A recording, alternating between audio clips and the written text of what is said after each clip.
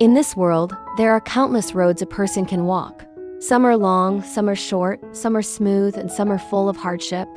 But for Gao Tu, there is only one road that always ends in a dead end.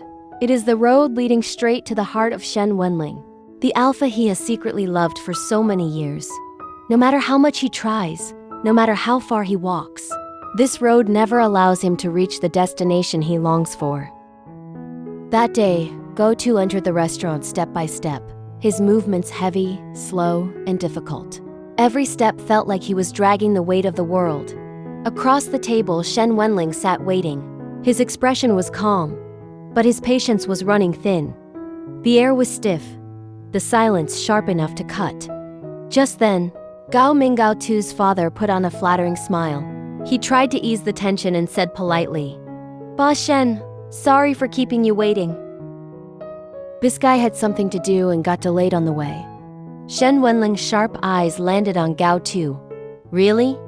he asked coldly, his gaze piercing. But Gao Tu didn't answer. He lowered his eyes, lips pressed tightly together, refusing to even look Shen Wenlang in the eye. Gao Ming laughed awkwardly, trying to cover the silence. "Yes, really. Sorry about this." Yet, Shen Wenlang remained seated. He didn't leave. He didn't show anger. He just stayed.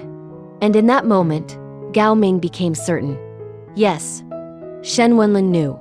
He must know the truth, that Gao Tu was carrying his child. That was the only reason Shen Wenlang, a man so proud and cold, would lower himself to wait so patiently for an old subordinate in a small restaurant. Finally, Gao Ming spoke directly. "Boss Shen said he has something to discuss with Gao Tu. I already arranged this meeting. Now." Gao Tu's ears rang. His body went cold. He didn't hear the full conversation. His father's words blurred into noise. But then, a single sentence cut through everything. "Gao Tu is pregnant," Gao Ming declared, his voice decisive. "And the baby is yours." At that moment, Gao Tu's name hung in the air. His heart skipped a beat, as if the whole world had stopped. He already knew this confrontation was coming. But when the words finally arrived, it still felt like a dream he couldn't wake up from. Slowly, he lifted his head, his eyes drifting toward Shen Wenlang without thought. And what did he see? A face carved from expressionless, cold. As if the news that his old subordinate was pregnant with his child was nothing more than an everyday occurrence. This was Shen Wenlang, a man with a sharp tongue, a quick temper, but a terrifying calm when it came to serious matters. Even when faced with something shocking, he showed no cracks, like a mountain unmoved by storms. And the cruelest part was this. They were sitting in Gao Tu's favorite restaurant, a small home-style place from his youth. Back in school, Gao Tu had dreamed of moments like this. He once imagined, if he and Shen Wenlang could ever be friends, equal friends, he would bring him here to share a meal. And now, here they were.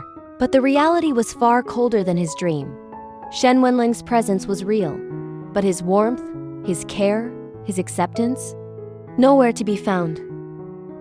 To outsiders, Shen Wenlang's expression looked flawless, cold, serious, dignified. But Gao Tu had watched him for far too long. He thought he knew this man, and in the icy silence, he could read the hidden truth. Suspicion, distrust, and even contempt. Then, Gao Ming broke the silence again. His words were like a knife, cutting into both father and son. "If you want us to abort the child, you'll need to give us 10 million, not a penny less." Gao Tu's eyes stung with heat. His throat tightened, and in that very moment, a sharp pain twisted in his lower abdomen. Inside him, the innocent life growing in his womb seemed to cry out, protesting against being so easily reduced to a price. Not a child, not a heartbeat, just 10 million. Shen Wenlang's lips moved. He seemed to respond, but Gao Tu couldn't hear.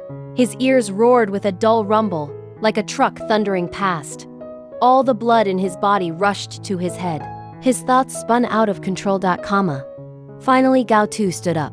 The chair screeched harshly across the floor, the sound piercing and uncomfortable. But he didn't notice head bowed.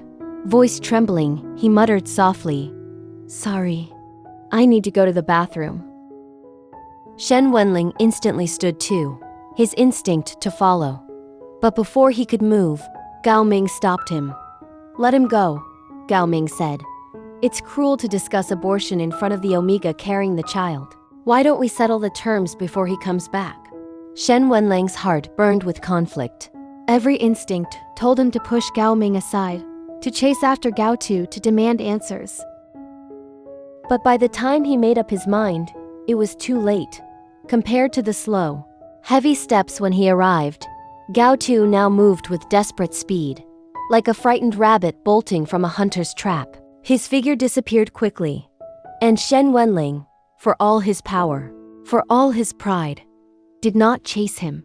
He stayed behind, watching the door close, silent, conflicted, and unable to follow. His figure disappeared quickly, and Shen Wenlang, for all his power, for all his pride, did not chase him. He stayed behind, watching the door close, silent, conflicted, and unable to follow. But in that silence, something stirred in him. For years, Shen Wenlang believed he understood Gao Tu, the quiet Omega who always followed the rules, never caused trouble, and never asked for more than what was given. But today, everything had changed. The child, the confrontation, the way Gao Tu fled in pain, all of it made Shen Wenlang realize there was far more hidden behind those lowered eyes than he had ever imagined. He clenched his fist beneath the table. Was it anger he felt? Suspicion? Or something much deeper, something he refused to admit? Whatever it was, the moment Gao Tu walked out that door, Shen Wenlang knew one thing for certain. This was no longer a matter he could ignore. And that's where we'll pause today. Gao Tu has carried his feelings for Shen Wenlang in silence for so many years. But now his world is falling apart. A father who treats him like a bargaining chip. A child that deserves to be protected. And an alpha whose coldness hides feelings too complicated to name. In this moment, Gao Tu feels completely alone. But is he really? The road ahead is full of pain, choices, and consequences. But sometimes, the most difficult road is the only one worth walking. If you've been moved by this chapter, don't forget to like this video and drop your thoughts in the comments. Whose side are you on right now? Gao Tu, who just wants to protect his child, or Shen Wenlang, who may be hiding feelings he won't admit? I'd love to hear what you think. And of course, subscribe and turn on the bell, so you won't miss the next part of this ABO drama. Each episode brings us closer to the breaking point. And I promise, things are only going to get more intense from here. Thank you for listening and supporting. Your time means so much, and every like, share, and comment helps this story reach more people who love emotional ABO tales just like you.